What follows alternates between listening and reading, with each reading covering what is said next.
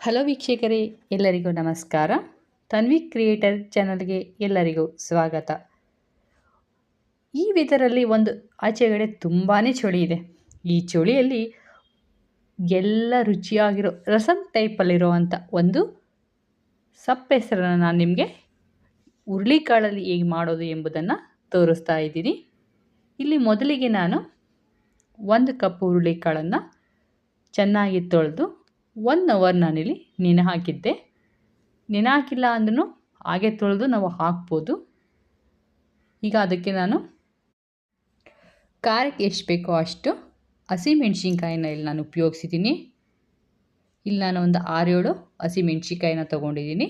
ರುಚಿಗೆ ತಕ್ಕಷ್ಟು ಉಪ್ಪನ್ನು ಸೇರಿಸಿ ಇದನ್ನು ನಾನಿಲ್ಲಿ ಒಂದು 3 ವಿಷಲ್ ಕೂಗಿಸ್ಕೊತಾ ಇದ್ದೀನಿ. ಈ 3 ವಿಷಲನ್ನು ಕೂಗಿಸ್ಕೊಂಡ ನಂತರ ಈಗ ನಿಮಗೆ ತೋರಿಸ್ತಾ ಇದ್ದೀನಿ.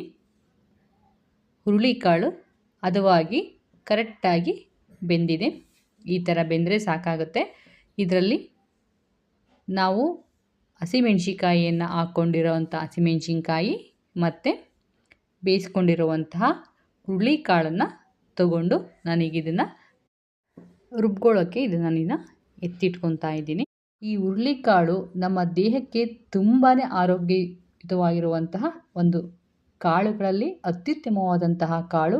ದೇಹವನ್ನು ಆರೋಗ್ಯವಾಗಿ ಇಟ್ಕೋಬೇಕು ಅಂದರೆ ನಾವು ಇದನ್ನು ವಾರಕ್ಕೊಂದ್ಸಲ ಆದರೂ ಮಾಡ್ಕೊಂಡು ತಿನ್ನೋದ್ರಿಂದ ನಾವು ತುಂಬಾ ಗಟ್ಟಿಯಾಗಿರ್ತೀವಿ ಮತ್ತು ಒಳ್ಳೆ ಪ್ರೋಟೀನ್ ಹೊಂದಿರುವಂತಹ ಈ ಕಾಳು.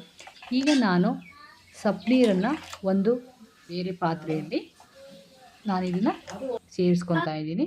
ಈಗ ನಾನು ಒಂದು ಮಿಕ್ಸಿಯಲ್ಲಿ ಮೊದಲೇ ಎತ್ತಿಟ್ಕೊಂಡಿರುವಂತಹ ಹುರುಳಿಕಾಳು, ಹಸಿಮೆಣಸಿನಕಾಯಿ, ಸ್ವಲ್ಪ ಕೊತ್ತಂಬರಿ ಸೊಪ್ಪು, ಬೆಳ್ಳುಳ್ಳಿ ಮತ್ತು ಸ್ವಲ್ಪ ಜೀರಿಗೆ. ಈ ಜೀರಿಗೆ ಏನಕ್ಕೆ ಅಂದರೆ ಒಳ್ಳೆ ಜೀರ್ಣಕ್ರಿಯೆಯನ್ನು ಕೊಡೋದ್ರಿಂದ ನಾನು ಜೀರಿಗೆಯನ್ನು ಸೇರಿಸ್ತಾ ಇದ್ದೀನಿ. ಸ್ವಲ್ಪ ಹುಣಸೆಹಣ್ಣು ಮತ್ತು ನಾವು ಬೇಯಿಸಿ ಇಟ್ಕೊಂಡಿರುವಂಥ ಈ ಸಪ್ಪು ನೀರನ್ನು ನಾನು ಇದಕ್ಕೆ ಸೇರಿಸಿ ಸ್ವಲ್ಪ ತರಿಯಾಗಿ ನಾನು ಪೇಸ್ಟನ್ನು ಮಾಡ್ಕೊಂಡಿದ್ದೀನಿ. ಈ ಥರ ಮಾಡಿಕೊಂಡ್ರೆ ಸಾಕು. ಈಗ ಇದನ್ನು ನಾನು ಸಪ್ರೇಟಾಗಿ ಎತ್ತಿಟ್ಕೊಂಡಿರುವಂತಹ ಬೇಯಿಸಿದಂತಹ ಕಾಳಿನ ನೀರಿಗೆ ಸೇರಿಸ್ಕೊತಾ ಇದ್ದೀನಿ.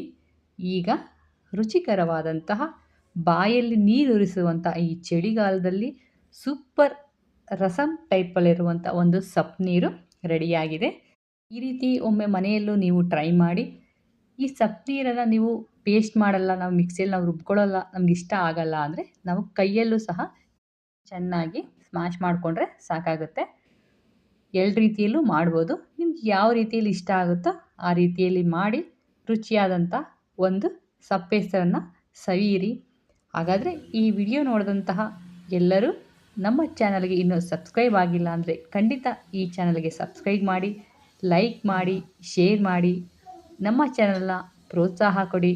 ಈ ರೀತಿ ಒಳ್ಳೊಳ್ಳೆ ರೆಸಿಪಿಗಳನ್ನು ನಾನು ನಿಮ್ಮ ಮುಂದೆ ತರ್ತಾ ಇರ್ತೀನಿ. ಅಲ್ಲದೆ ಇನ್ನೂ ಒಳ್ಳೊಳ್ಳೆ ಸ್ಥಳಗಳನ್ನು ನಾನು ನಿಮಗೆ ಪರಿಚಯ ಮಾಡಿಸ್ತೀನಿ.